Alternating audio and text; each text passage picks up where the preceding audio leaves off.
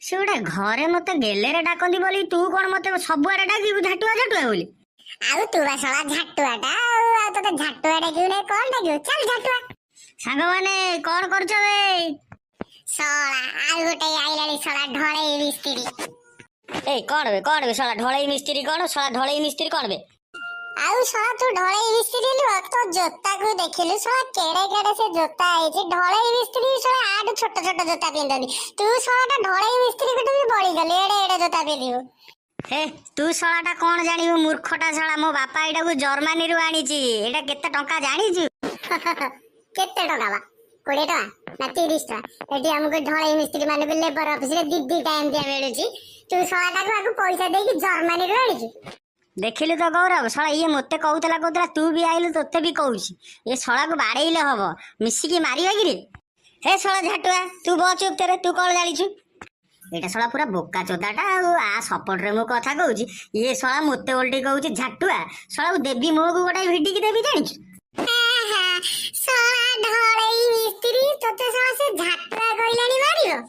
ଶଳା ତୁ ମତେ ମାରିବୁ? ଶଳା ଝାଟୁଆ ମୁଁ ତୋତେ ମାରିବି, ତୋ ବାପା ବଟିଆକୁ ବି ମାରିବି ରେ ପୁଅ, ତୁ ଜାଣିନୁ ମତେ? ଯା ଶଳା, ସିଏ କଣ ତା ବାପା ନା ଧଇଲାଣି? ଆବେ ଝାଟୁଆ ସିଏ କଣ ତୋ ବାପା ନା ଧଇଲାଣି? ମାରବା ତାକୁ। ହଁ ସୁକୁଟା ତୁ ଠିକ କହିଲୁ, ଇ ଶଳା କଣ ମୋ ବାପା ତ ଧଇଲାଣି, ଆଉ ଆକୁ ଛାଡିବି ନାହିଁ, ଶଳାକୁ ମାରିବି ତ ହେଇକିନା ଆଉ। ଆବେ ର ଝାଟିଆ, ଆବେ ର ଆବେ ଝାଟୁଆ ଦେଖ ସେ ସୁକୁଟାକୁ, ଶଳା କେମିତି ଆମ ଭିତରେ ଲଢେଇ ଲଗେଇକି ମୁରୁଗେଇ ହସୁଛି, ଶଳା ଶଙ୍କୁନି। ଆବେ ହଁ ତ ଏ ଦେଖୁନୁ ଶଳାକୁ ନଜିଆ ସରମ ନାହିଁ, ତଥାପି ହସୁଛି ଆମ ଆଖି ସାମ୍ନାରେ। ଏ ଶଳାକୁ ମିଶିକି ମାରିବା, ତତେ ତ ସେତେବେଳେ କହୁଛି ଆ ଶଳାକୁ ମିଶିକି ମାରି। ତମେ ମାନେ ମତେ ମାଇଲା ବେଳକୁ ଶଳା ମୁଁ କଣ ଆଉ ଏଠି ଥିବି? ଶଳା ତୁ ହଉଛୁ ଝାଟୁଆ, ସିଏ ହଉଛି ଶଳା ଢଳେଇ ମିସ୍ତ୍ରୀ। ତମେ ଦିଟା ନାମ ନିଅ, ବାଫ ନିଅ, ମୁଁ ଚାଲିଲି। ଆବେ ଶଳା ଏ ଶଳାଟା କଣ ଏଡେ ଜୋର ଦୌଡିକି ପଳେଇଲା? ଶଳା ତତେ ସେତେବେଳୁ କହୁଛି ମିଶିକି ମାରିବା, ଦେଖିଲୁ ସେ ଆମ ଦି ଜଣ ଭିତରେ ଝଗଡା ଲଗେଇ ପଟି ମାରି ପାର, ତାକୁ ଆଉ ଆମେ ଧରିପାରିବା? ସେ ଶଳାଟା ବା ସେମିତିଆ, ସିଏ ଏମିତି ଶଳା ଚିଡେଇ ଚାଡେଇ ଝଗଡା ଲଗେଇ କେମିତି ପାର ହେଇଯିବ ତାକୁ କେହି ଧରି ପାରିବେନି। ହଉ ସେ ଗଲା ଆଉ, ହଉ ଚାଲ ଆମେ ତୋର ମୋର ଖେଳିବା ଚାଲ।